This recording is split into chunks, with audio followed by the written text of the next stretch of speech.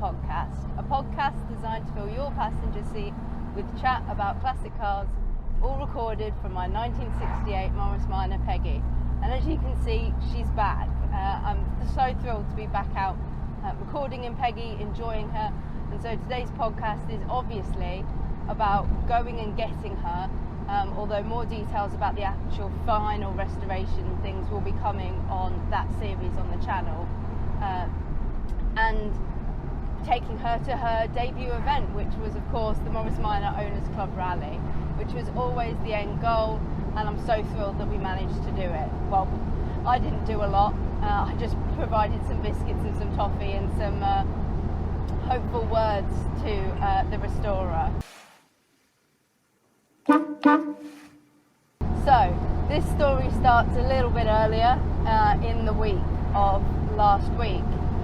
Monday I rang up Ian on my last day at my previous job and said, how's it looking? I've not heard anything in a little bit. Are we still on track for me picking Peggy up at some point this week in order to take her to the Morris Minor Owners Club Rally? And he was a little bit unsure. He said, I've still got quite a lot to do.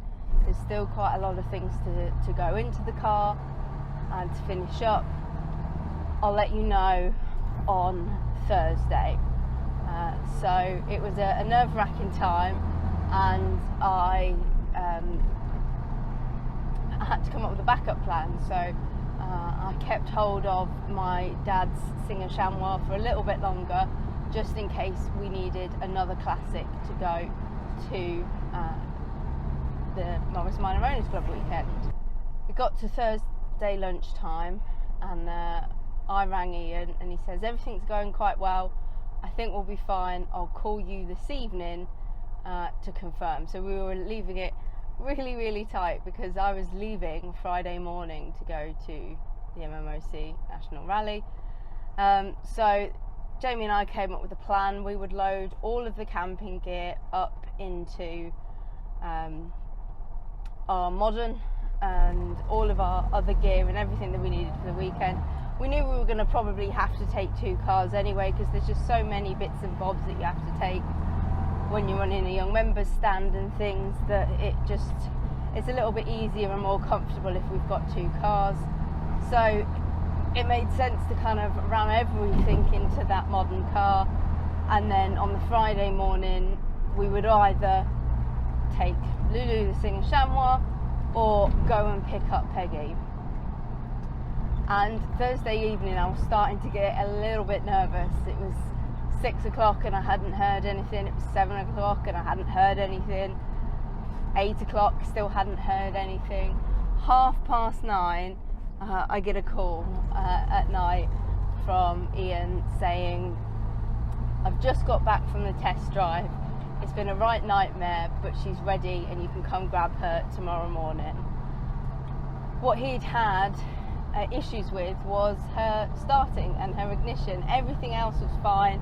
Everything else had gone back together perfectly. And he hadn't done any work on the engine or anything. We'd fortunately done all of that last week. 3 days before, he'd moved Peggy from one part of his workshop into another part of his workshop, and she ran fine, no issues, and so he couldn't work out what on earth had happened in those 3 days that had caused her to stop running and not want to start. So first thing he did was take off the distributor cap to see if there was any issues, forgetting at the time that she's got electronic ignition, so there wasn't going to be much to see, he thought. But when he had a look, he noticed that the bit of carbon, the thing that helps the distributor on the electronic ignition work, was missing. It had just dropped off, fallen off, don't know where it went. So obviously there was nothing creating a spark for any of the plugs. So he was like, right, we're going to need a new top to one of those. What have I got around the workshop? Oh wait, it's a 45D. It's not the standard top, so what can we do? And it just so happened that he had one that he found in his workshop that he can replace and get back to. So he found a distributor cap. Fantastic. Went to start it again and it was running awfully. It was misfiring, it was doing all sorts. So we had another look in the engine bay, had a look around all of the ignition and things like that, and spotted that the little red cable that comes out of the electronic ignition and goes into the coil had come out of its bayonet fixing. And he'd been about probably 10 minutes away from going, no, this isn't happening, because he just couldn't work out what it was. But he spotted this, and so he refitted the bayonet fixing with a much stronger crimp on it, and put that on, and she was raring to go. So 9:30 at night, he rings me and he says, you can come and get it.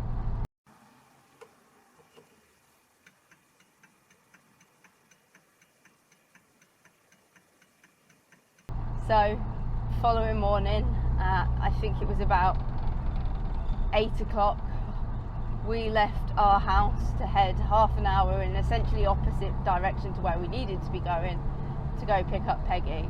And we arrived and he was sat there doing the last little bits to clean her up and make her as shiny as possible.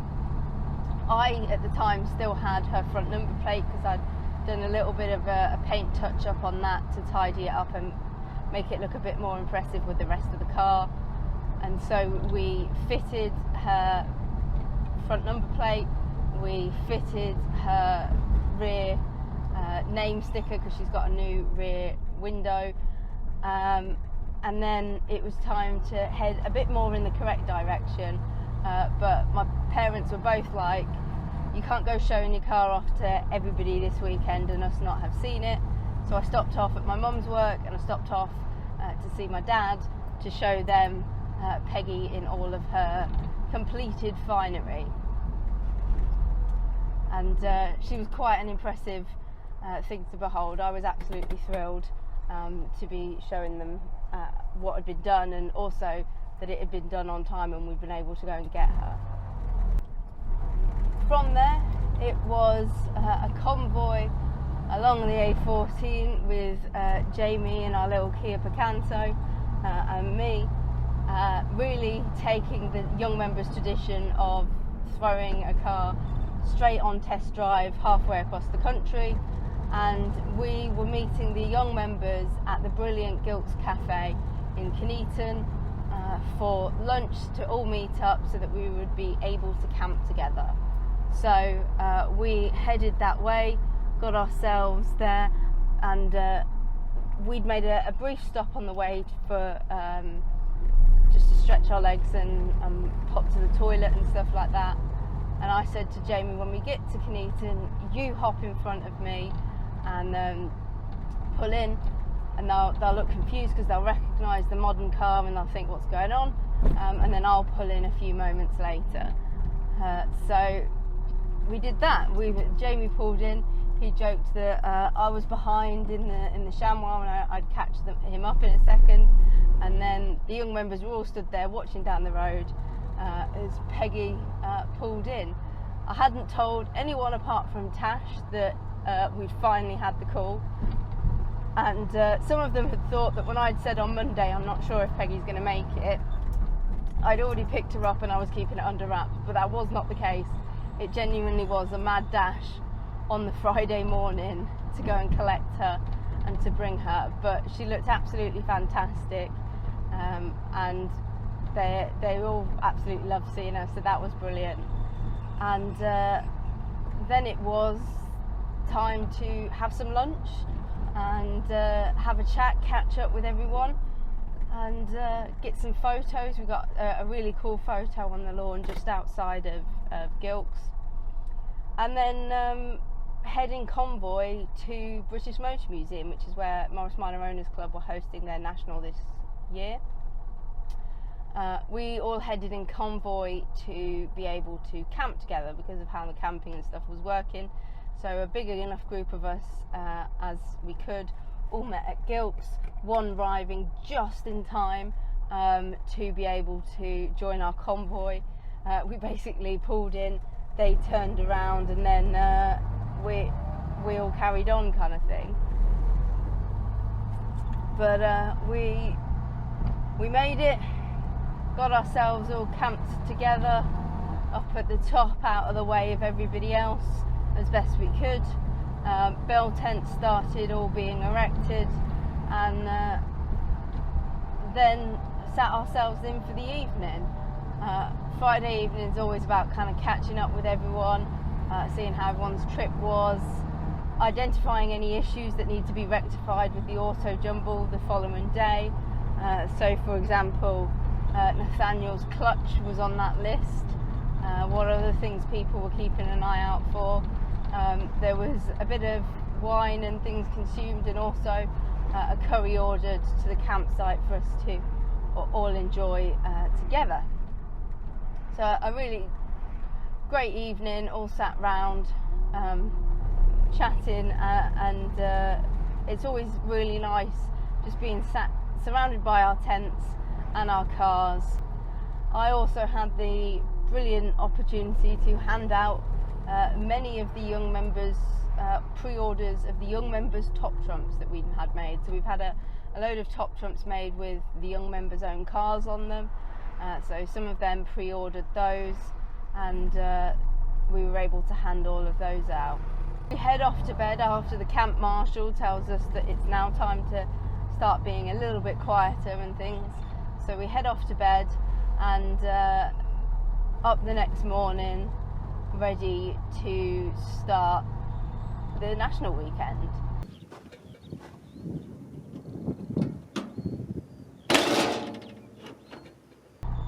We've got a pretty decent pitch down on Branch Alley, and I try not to park cars in rows on these sorts of things. I think it can be a bit boring, so we tried a bit of a red arrows formation on this day, with I think it was Percy, owned by Dara, at the front, and then I think it was 2 black Travellers, and then 2 light blue cars, and then Peggy kind of tucked in at the back.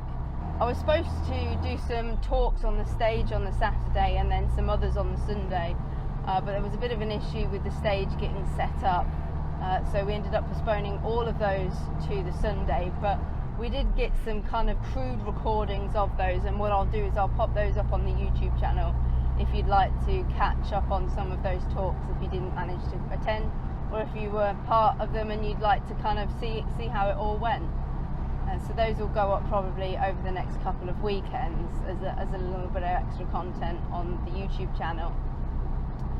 But yeah, Saturday we had a nice time walking around the cars, walking around the auto jumble, but it was absolutely roasting, and so it was nice to be able to duck inside the museum, have a little bit of a look round there.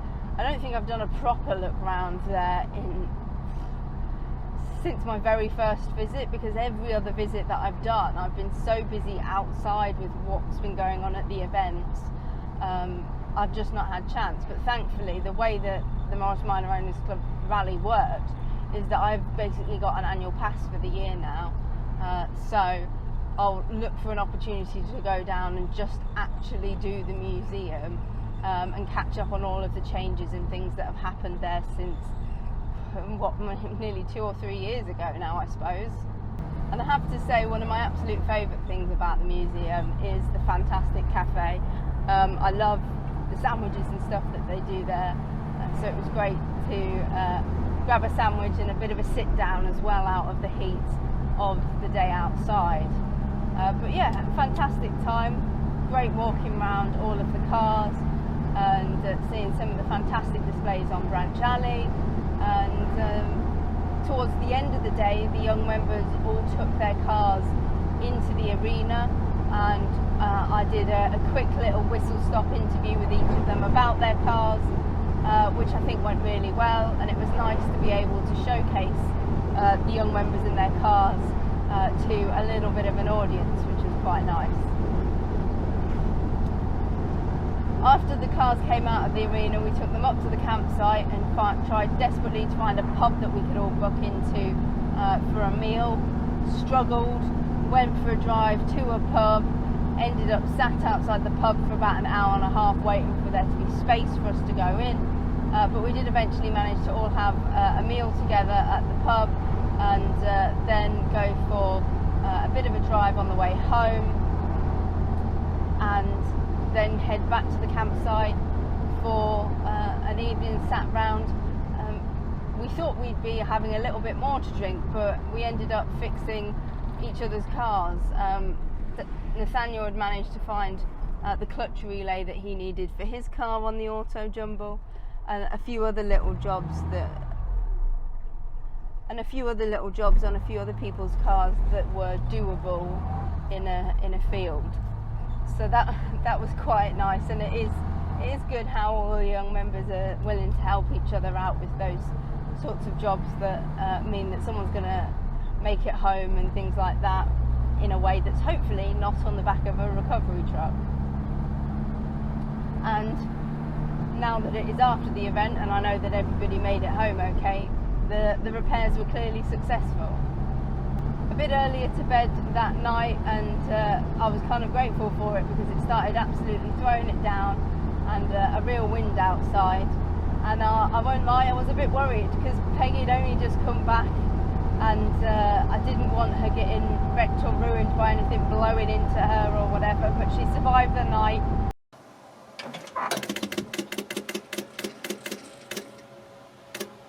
Got up in the morning, and unfortunately on the way to the shower block I had a little bit of a fall, and I seemed to be making a bit of a habit of injuring myself at car club events.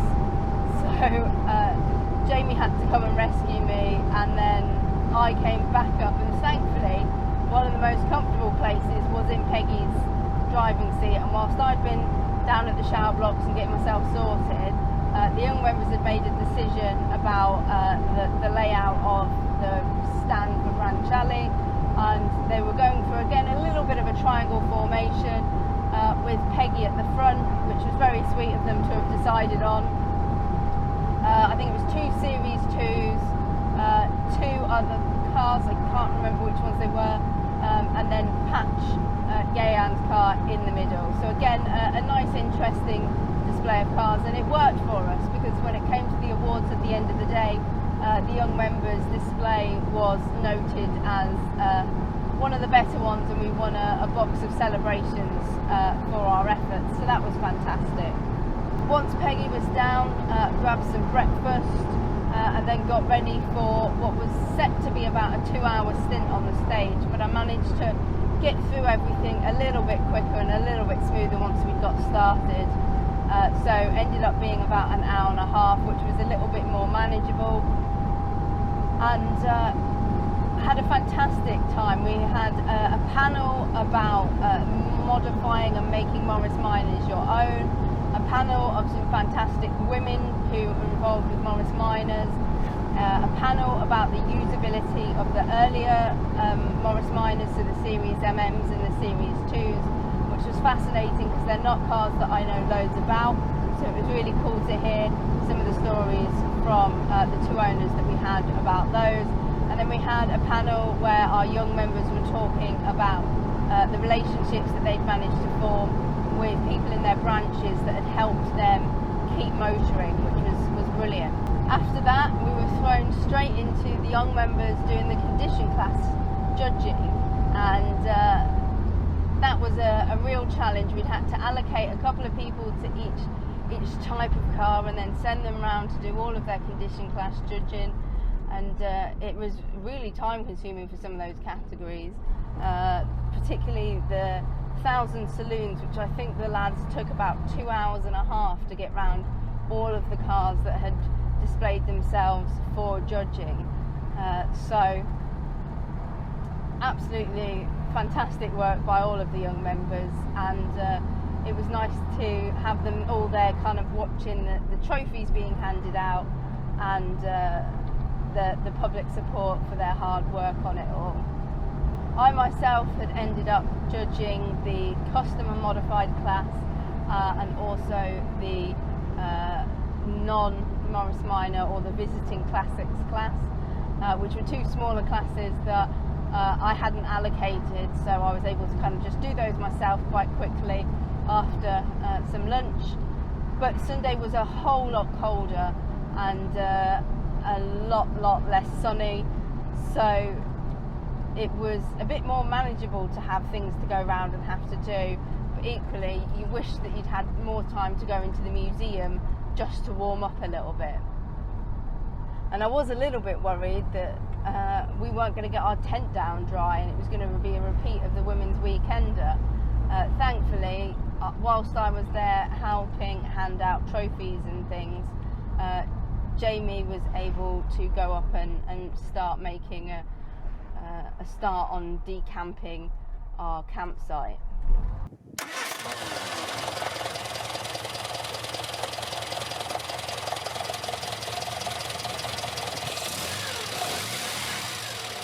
By the time everything was over, it was getting on for, I think it must have been 5-6 o'clock.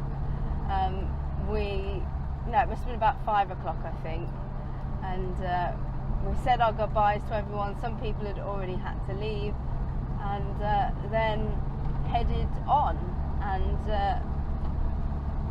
we stopped off at old favourite of Rugby Services that seems to just be about halfway home from almost everywhere that I go with Peggy. So it makes for a great little stop for us to grab a bite to eat and then finish up the last of our journey. But it was a really good national rally, something a little bit different to what we'd done before at kind of Kelmarsh and Chateau Impney. And having the museum on site meant that I didn't have to organise a little run out for the young members to another museum or something on the Saturday, so that was a bit of a bonus, and everyone seemed to have a fantastic time. It was so good to have Peggy there. She was put in for a judging on condition class, and I think she came about 4th, so didn't place, but considering that my interior, I'm still waiting on some bits to arrive to tidy that up a bit, and obviously the engine bay I've not touched. To come 4th was pretty impressive, and I was really pleased about that. But it was also so nice to have so many people who had seen her at Rustival or the NEC last year come up and say how smart she was looking and what a vast improvement it was. And as much as I didn't mind having a kind of tattier looking car that was a bit gaffer taped in places, it is so nice to have a car that looks really smart and that people are impressed with, and that I'm proud of and impressed with. And there's lots of little things that I've made decisions about in terms of the final kind of look that people were really complimentary about over the weekend. So that was really reassuring, because some of them I was kind of, oh yeah, we'll do it, but I wasn't 100% sure. So for example, the red piping on the rear wings was something that I really wanted it, but I'd struggled to find the red that I was 100% happy with. But I decided to go with the closest that I could get, and in the end I think it really works, and I'm really pleased with it. MMOC National Rally was a great success and a fantastic thing to have as Peggy's first outing. Her second outing, I guess, was taking me to my first day at the REEC on Monday, and one of the bonuses, I guess, of the job is that there's a lot of windows that look out onto the car park, so I can spot Peggy as I kind of move around the building, and when she looks as lovely as she does now, that's always a fantastic bonus of the job. So I hope you've enjoyed hearing about the mad rush to go and pick Peggy up and to take her to MMOC National, and you're looking forward to seeing that final part on the YouTube channel of Peggy's progress and finding out kind of how it all ended up finishing up. Remember that those talks that I carried out on the Sunday will be going up on the YouTube channel as well, if you want to catch any of those. And in the meantime, thank you ever so much for listening. Drive safely and happy motoring.